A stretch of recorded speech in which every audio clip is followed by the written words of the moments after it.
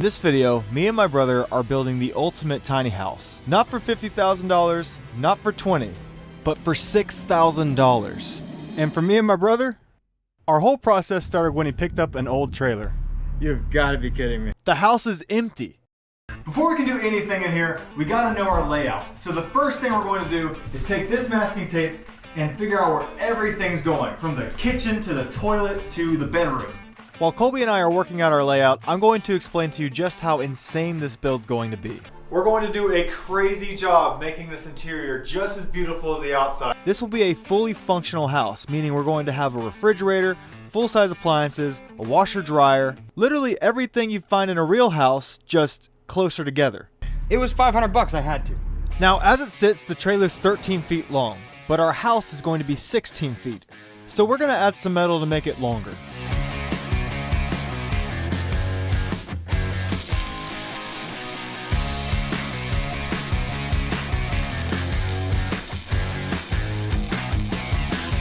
Wow. Now we got a pressure washer where we can get a good coat of paint on it.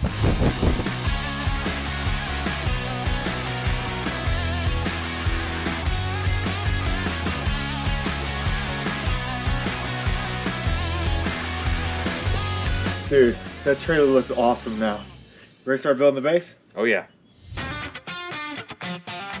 So in this house, we want a full-size bathroom, bedroom, kitchen, and living room. With all these demands, we're going to use 2x4s to make the base as wide as we legally can. It'll give us about 8 feet.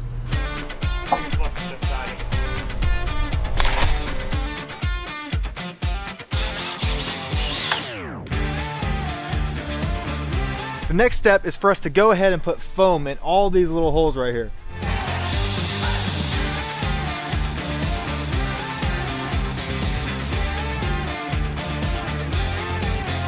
Foam on the floor is really important for two reasons. One, to keep out moisture, and two, for insulation.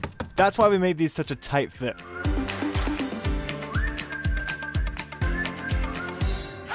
Then we put some plastic down for an additional moisture barrier.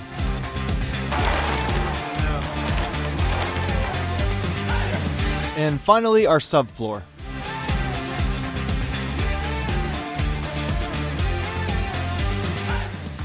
All said and done, the base of this tiny home is going to give us 130 square feet to work with. We're going to build the walls up high enough to have 2 stories in one section.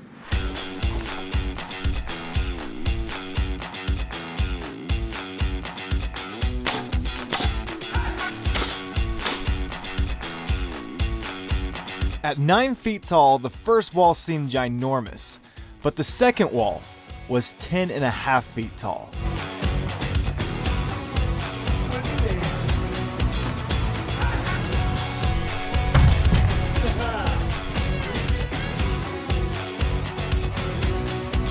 Now time for our last full-size wall. The next day we added a section on our front wall to make it a bit higher for that second story I was talking about. Then we could start framing out our roof.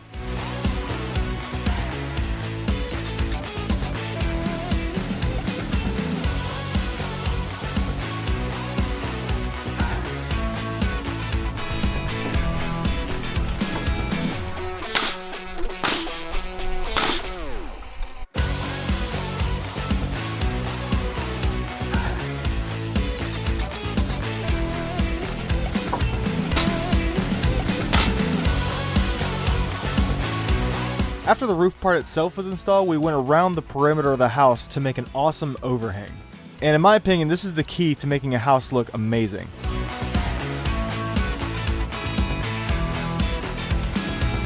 All right, time to put plywood on this roof.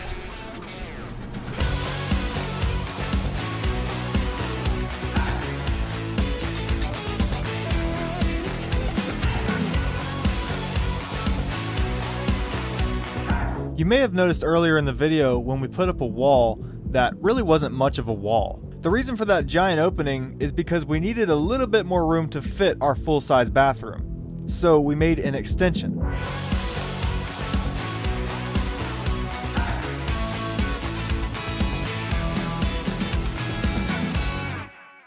Next we put on the Tyvek. This is basically waterproof paper that acts as a final barrier between the water and the inside. For our siding, we just went with 4x8 foot wooden panels because these are pretty cheap and really easy to put up.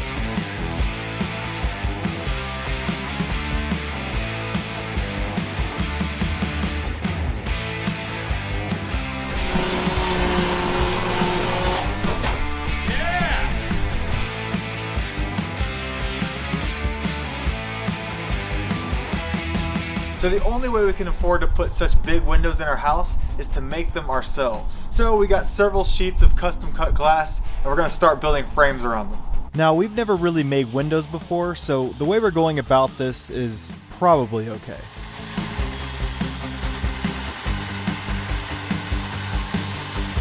To start, we're taking treated 2x4s and cutting a notch for the glass to sit in. Then we cut them all into pieces to make frames that will hold our giant panels. Then we slid the panel down and it would stick up about 3/4 of an inch past the top. Easy, easy. God, this is gonna look awesome. That way we could put the cap on, screw it all together, and it would never come apart. Now, if we wanted to buy windows like this, it would cost thousands of dollars. But since we made them ourselves, the total for the glass and the wood was under $400.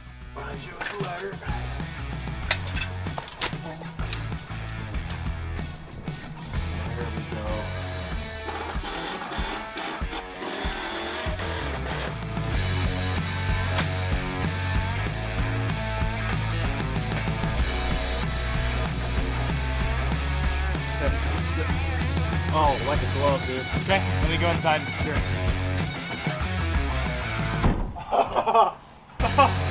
it. Remember when we were going around the perimeter of the roof with wood? Well, now it's time to put up the soffit. How's that look right there? Oh my god. Dude, we can't do it yet. What? We gotta run wire. Do we need can lights?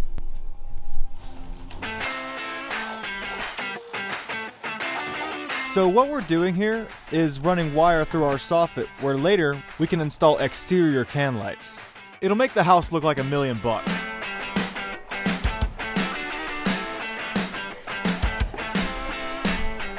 Wow, this is gonna look beautiful. Dude, I know. How's it looking?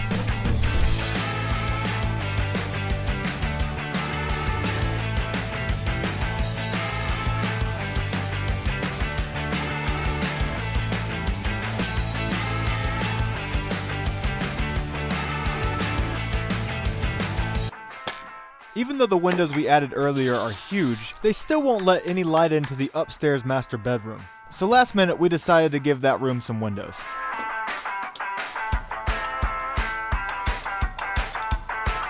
Oh, like the glove, dude.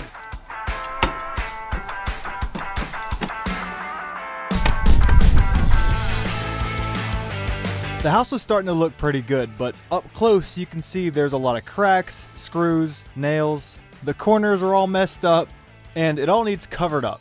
So in the shop, me and Colby got to work on our next step. Now it's time for trim. How's that? Fine.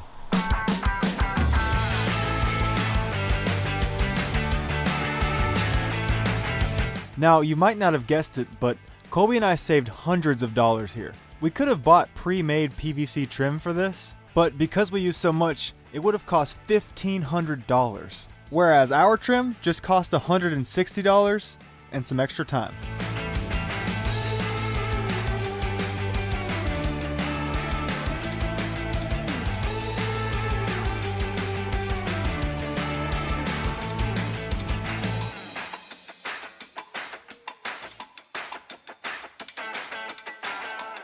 So the trim is done. Believe it or not, it took us 2 days to do it. We ended up using 3,000 nails and like 10 tubes of liquid nail to get all this trim on. The house was starting to look great, but if you notice, the roof is still pretty bare. And before we could put anything on the top, we have to first put fascia on the front. To do this, we got a roll of aluminum and actually cut and bent it ourselves. Not only does this make the finish look amazing, but it also prevents water from ever touching the wood. And with the aluminum fascia installed, it was finally time to put on the roof.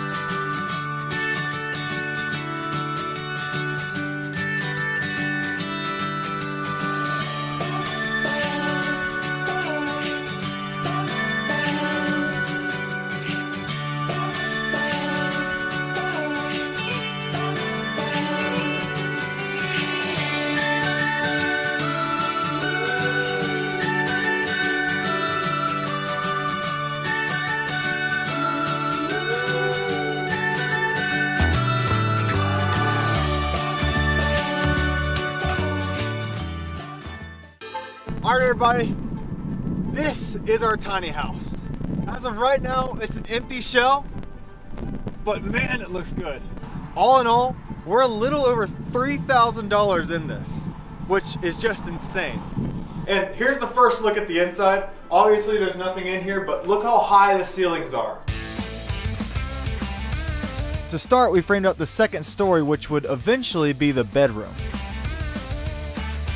while the room directly below it is going to be the bathroom. Oh, dude, You totally missed. Did I really?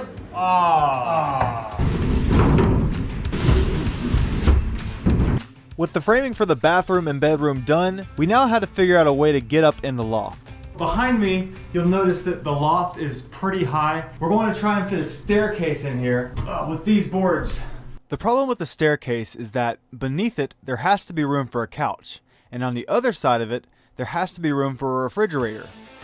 To pull this off, me and Colby built something kind of halfway in between a ladder and a staircase. You can see this leaves plenty of space for a couch and the refrigerator. With all the framing done, it was then time to move on to electric.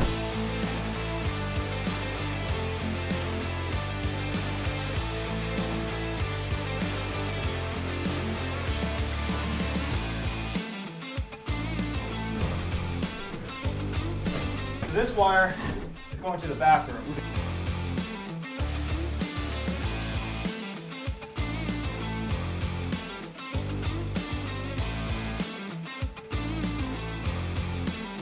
Now it's time to wire up the big stuff. This orange wire was $160, so quite the investment, but we need it to power the dryer and the cooktop.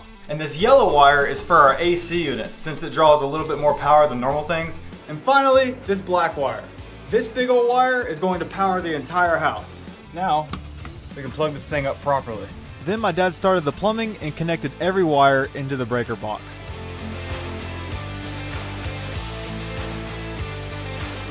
I just want to take a second and talk about this wall. At first it was fine, we just ran a couple wires through, it was no big deal, but then we realized, oh wait, everything has to go through this wall. One of the mistakes we made, but it'll work. Alright, now that all this wire is installed, it's finally time for insulation. For those of you who might not know, insulation is that pink cotton candy looking stuff that keeps the house cool in the summertime and hot in the wintertime. We were also able to install our AC unit.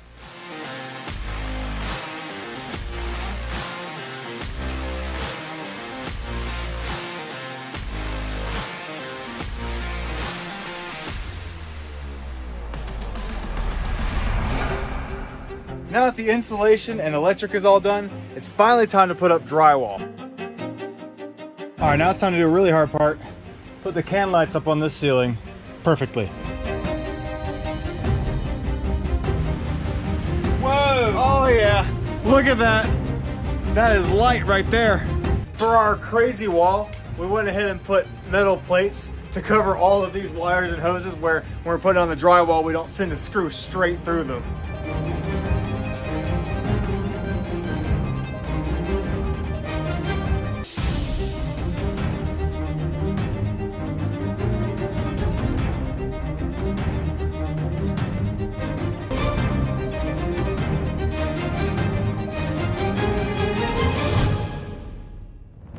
With the drywall done, the house looked like it was finally getting somewhere.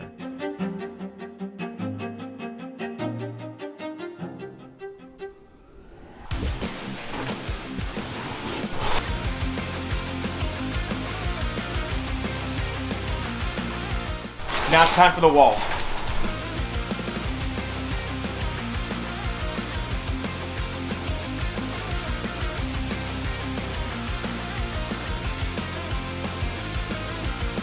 While we were waiting for everything to dry in the shower, Colby started transforming the kitchen with his custom cabinets.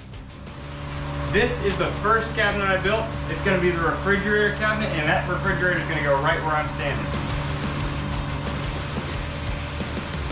This cabinet is going to hold the microwave right here above the refrigerator and have two doors up on the top. It'll be very similar to the bus kitchen. Meanwhile, I climbed under the house and started plumbing.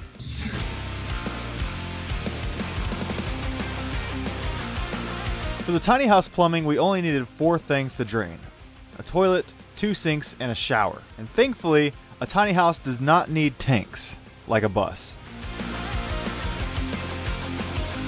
This will be the last glue joint right here. Meanwhile, directly above me, Colby was finally installing the lower cabinets he built.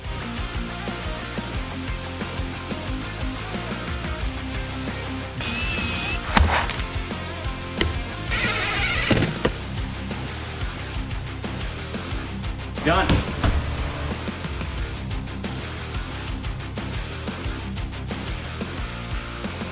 All right, Dad, you ready to paint all these cabinets? Oh yeah. Believe it or not, in my opinion, painting the cabinets is one of the hardest parts. And luckily for us, our dad is super good at it. The type of paint we use for this is over $100 a gallon, and it has to be sprayed through an air sprayer. But if you can do it right, it looks amazing, doesn't scratch off, and doesn't stain. Alright, now that these cabinets are painted, it's finally time for me to install the hood vent. A hood vent is an extremely important part to any kitchen, especially one in a tiny house. This vent will suck out all the smoke and clear the air when you're cooking. So the next step is the hard step. I have to take this hose and basically put it through the roof. All right. Then I grabbed that hose that was now attached to a vent, put it through the hole, and I glued it down as best as I could, hoping it would be waterproof. All right, we're gonna call that done for now. It might leak. With the hood vent installed and the cabinets looking amazing, it was time to start the countertops.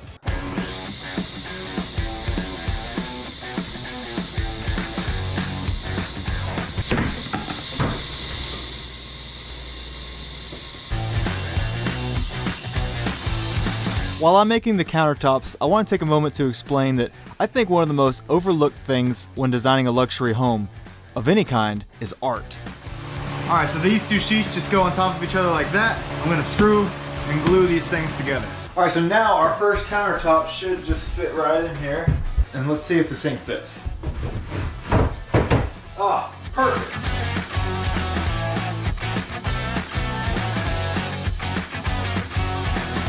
And back to the countertops I made, it was time to make them look good. So we're going to take this ugly wood and wrap it in vinyl. It could go really good or it can go really bad. Because all the cabinets are going to be white, we want the countertops to stand out, so we went with a black marble finish. And it honestly wasn't that bad to wrap. In terms of longevity, I'm not sure how long they're going to last. Wow. That looks really nice. And they're definitely not going to be durable, so you will have to be careful with them. But the vinyl was only 25 bucks. These things look awesome. You can't even tell it's vinyl unless you look really, really close. But as I installed the sink and the cooktop, we had a new problem.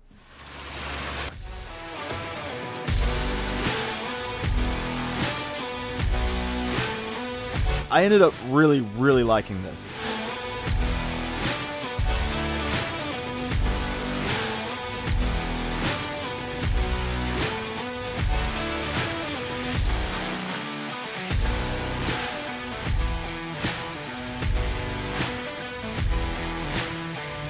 The roof fixed to where it won't leak, Colby then put up the hood vent for hopefully the last time, where he could begin installing the cabinet doors.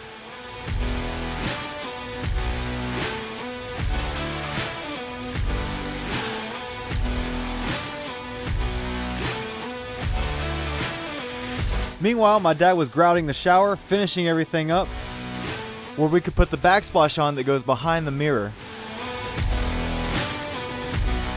And I could install the bathroom countertop. Wow. And sink. Ooh. That looks good. The reason why I went with a sink that sits on top of the countertop, it looks great, but it also allows us to have drawers underneath, which gives us more space. Then my dad tiled the floor, and for now, the bathroom was pretty much done. As you can see, this kitchen is starting to look amazing. But there's one problem, and I'm gonna let you see if you can guess what it is real quick. It's really obvious. Okay, I'll tell you. It's the windows. The windows go down way too low. In the original video when we built the outside of this house, we were kind of focused on one thing, which was make the outside look as good as possible. So naturally, we made the windows really big. I mean, just look, you can see our countertop from the outside of the house. These windows have to be cut down before we can go any further. There we go. I really want to stress how scared we were to cut glass. Not only do we have to buy new windows if we mess them up, but the glass store we normally go to is closed because of the hurricane. We don't really know how to cut glass, so we're just gonna hope for the best. But it was a risk we were willing to take. Perfectly square. Now, here's the scary part. You're just supposed to break it. You ready, Cole? Yeah. Oh, yeah! Look at that! That's crazy!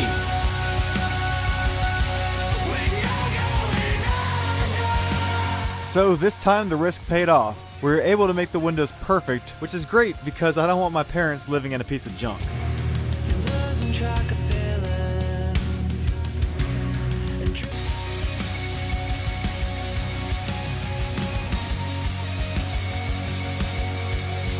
Two days ago, I would have killed to have this done, and now that it's done, it's just amazing. Like we have two extra outlets right here.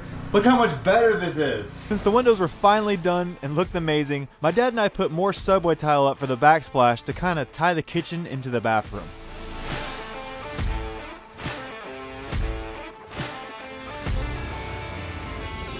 I also thought it would be a cool idea if I put some accent lights underneath the stairs.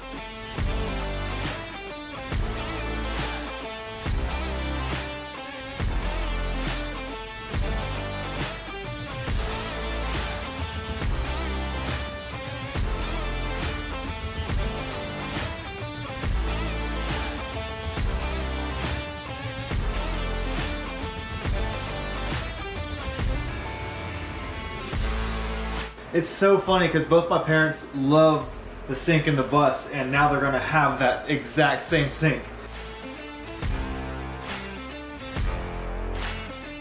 Whoa! Dude!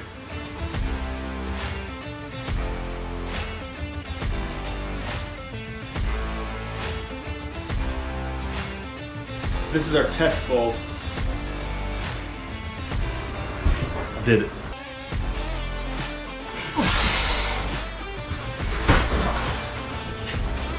Spin. Well, we have a washer dryer. That's it. That's it. It's in. It's in. Nice. Whoa! Oh, look at it. Oh, that's neat. Oh my gosh! Alright, now that the shower's pretty much done, we're going to go ahead and install all the hardware and everything and make it look awesome. This black, look at that, it's gonna look sick.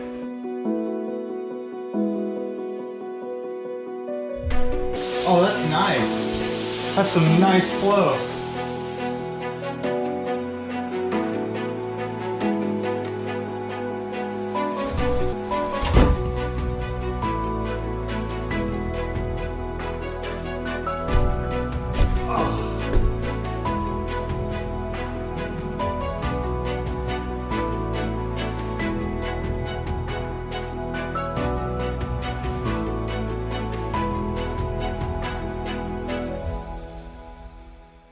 While Colby was putting the crown up, I was doing the baseboard.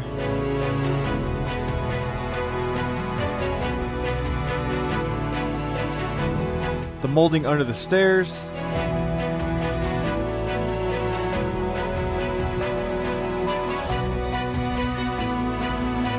And painting.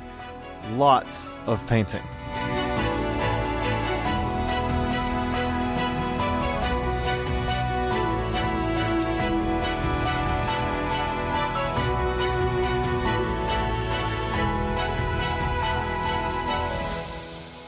Alright, so if you look behind me, you may notice the floor isn't the prettiest thing in here. We're about to change that. Look at that. If you were here right now, I'd tell you to feel it. It feels exactly how you want it to feel.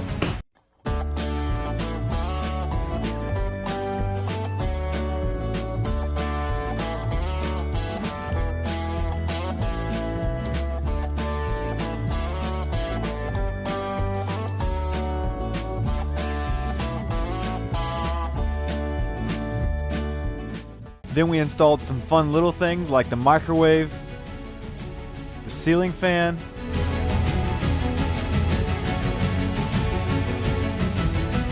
and then our brand new couch, which we ended up having to tear apart. OSB. Whew. Sketchy. This was all to make it fit into the living room over the wheel well. Look at that. Whoa! Then we finally installed our metal posters from Displate, which really brought this house to life. That's amazing. And after a little bit of cleaning up, this house was done. It might be a little hard to get over some hills, but I think we got it.